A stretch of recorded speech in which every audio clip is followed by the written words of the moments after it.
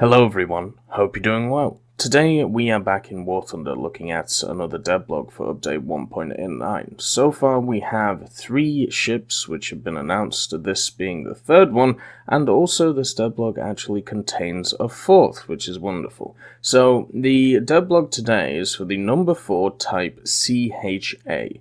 It's a bomb truck, as talked about, or actually it's a submarine chaser or a submarine hunter. It's going to be part of the Rank 2 Japan, and they've started doing these pros and cons sections, which I'm not going to go over because I don't think they are pros and I don't think they are cons.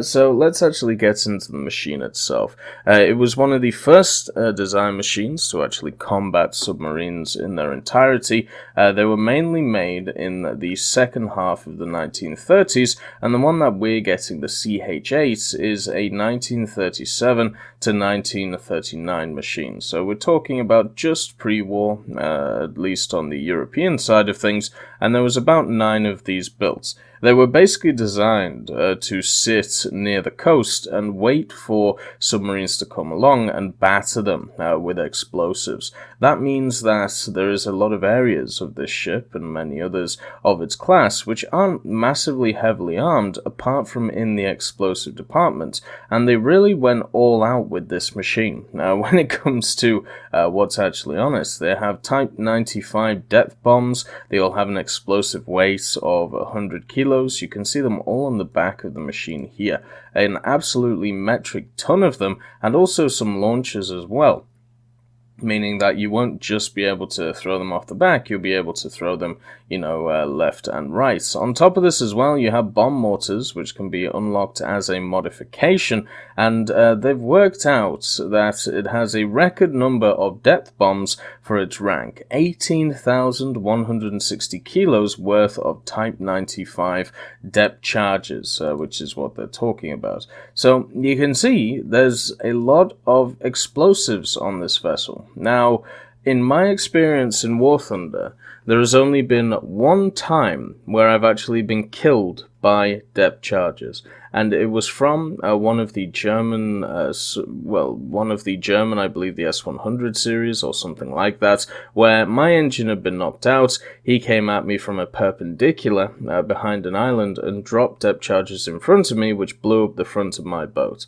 Now, I've played over 1,000 matches of Naval, and I've only died once to depth charges, and I don't think that's really going to change anytime soon unless there is a fundamental change in how depth charges work, especially with a machine like this, because the CH-8, one of the bigger issues is not the fact that it has all these depth charges, because if you could get close to the enemy and use them, then that would be grand. The issue with it is it's slow. It only goes 20 knots, meaning that at the rank that it is, at rank 2, you're going to have a lot of PT boats which are just going to fly around it and just going to stay away from the machine while they're peppering you with either torpedoes, or whether they're peppering you with 40mm or even, 20mm, 37s, even maybe 50 cals, since the majority of these machines, I'm sure, won't have much armor on them. So even though this thing is large, even though it's going to have a lot of compartments and probably a decent amount of crew, the main sell of this tech tree vehicle is the fact that it has a ton of depth charges, and also, obviously, the side mortars. Now, for me, I just haven't seen them work well in War Thunder yet. I haven't seen a scenario where I think, yes, that would have been, the scenario where I used these things to great effect. I always thought mines, when they were released in that little play test, I suppose you'd call it, with was it the VS8, the German mine layer? I thought they were so much more interesting and gave you so much more tactical ideas, being able to corner off areas either offensively or defensively, being able to cordon off capture points, and they definitely felt a little bit like a snowball mechanic, like if you'd already taken a zone, then you drop them so the enemy couldn't get into them, but then you could use them as a defensive one, maybe if they've taken a zone, set them up outside the other side so they can't spawn camp you. There is like a lot of ways you could use them, but with depth charges, it doesn't feel that way. It really doesn't feel like a mechanic which really goes too far. So with the fact that it has only 20 knots of speed, with the fact that its main battery, at least compared to this Devblog, is the depth charges on the back, what does it have for weaponry? Now, the weaponry is the interesting part, and the article itself downplays it quite a lot, and I don't really know why, because at rank 2, this weaponry seems at least decent, it seems at least serviceable, depending on its BR. So, the first thing is that it has access to two 40mm guns on the front of the machine. If we actually have a look at this picture here, you can see the 40mm just sat here, basically raring to go. And if you have a look at the video itself, you can see how fast the 40mm are at firing. These are not slow 40mm, and if we've found anything from War Thunder when it comes to naval, 40mm generally do pretty well. You think about the LCS, you think about the Dark class machines. The Bofors especially is a great gun, and hopefully as long as this has a decent amount of ammo capacity for the dual 40mm, I think it'll do great. On top of this, it does have some support from some 25s. It has one here and one here, and if this thing is around 2.0 BR, 1.7, 2.3, that's all you really need to combat other ships. And since the majority of the guns are sat on the front of this machine, you can pretty much just face the enemy and be able to shoot the enemy in the face with the majority of your guns. I'm kind of perplexed that they downplayed the dual 40 on the front, but maybe I'm missing something. Maybe this 40 is just really, really bad. But the fact that you've got a dual set of them is much more interesting to me than all of the depth charges that are on the back, because of the fact that you're slow, because of the fact that in order to get close to the enemy, they're going to have to come to you. Therefore, if they realize what you are, they're just going to sit away and just annihilate you with their guns.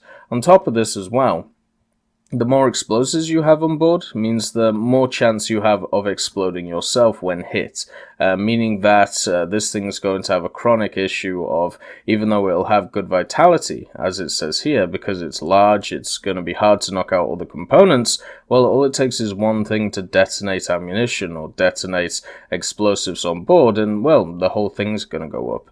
Now, what is interesting is it actually talks about another vehicle, which is coming to the Japanese tree right here. So, in War Thunder, the CH-8 is placed in rank 2 of the Japanese Naval Research Tree, and can be researched after the slightly more powerful Kutsura number 13 type, which is equipped with a large 80mm cannon and has a larger displacement and crew. Why? Because the CH-8 carries a record number of depth bombs, or depth charges for us, for its rank. So this machine is literally higher BR than something which has basically the same armament, or maybe even better armament than it, because of its depth charges. They are really investing a lot of hope in these charges, and I think unfortunately they're going to be disappointed. But anyway, this is the number 13 class submarine chaser, so this is the one which is mentioned here. It actually has a 76.2mm on the front of it, and also two 13.2mm, and it can also get access to a bunch of depth charges as well, plus depth charge throwers, and also it can get access to active sonar, or at least the 1940s version of this machine can. The 1944 version of this machine was upgraded with some 25mm AA guns alongside the 13mm, and some slightly better depth charges as well. This is what the machine looks like. You can see it's very similar to it. You can see the gun mounted on the front, then of course it's got the depth charges sat back here, and what seems to be a gun on the back as well. This might not be a gun, this might just be a crane or something. My guess is you'll have the main gun here, and then you'll have these small machine guns over here. So even with the fact that this has a larger caliber gun in the form of the 76.2 plus the two 13.2mm, I would say that this machine, the CH-8, has much better armament than it. Why can't we just say that? Why can't we just say it's higher BR because of the fact that it's got a dual 40, because of the fact it's got two 25mm on it, which is much better than 176.2 and, you know, two 13.2s. One of the things that I've found at the lower tiers is rate of fire is as much as important as, you know, size of caliber.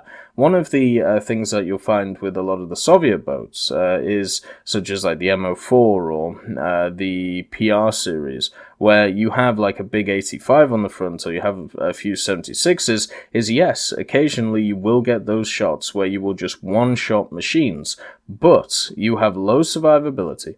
And also on top of this, you have the problem where if you miss that shot, or if you miss those two shots, you are just sat there waiting to reload while they're peppering you with very, very high velocity and also high rate of fire guns. And that's why the Bofors works really well in Naval, because it's a good mixture of high rate of fire and high damage, or high caliber, I should say. And because of that, you know, the Dark Class, at least for me, is a very fun machine because of the fact it also has torpedoes. Unfortunately, so far, we haven't seen a single machine for the Japanese, apart from the Japanese Destroyer Premium, which actually has access to torpedoes. Now remember, we do have some CBT Japanese vehicles which were put into the game, and some of them definitely did have torpedoes on them. I covered them in a video maybe a month or two ago, just looking at them for you. So if you want to have a look at that video, you know, you can go back in the update 1.89 playlist. On top of this, I think the main killer for this machine and its general idea is its speed, right?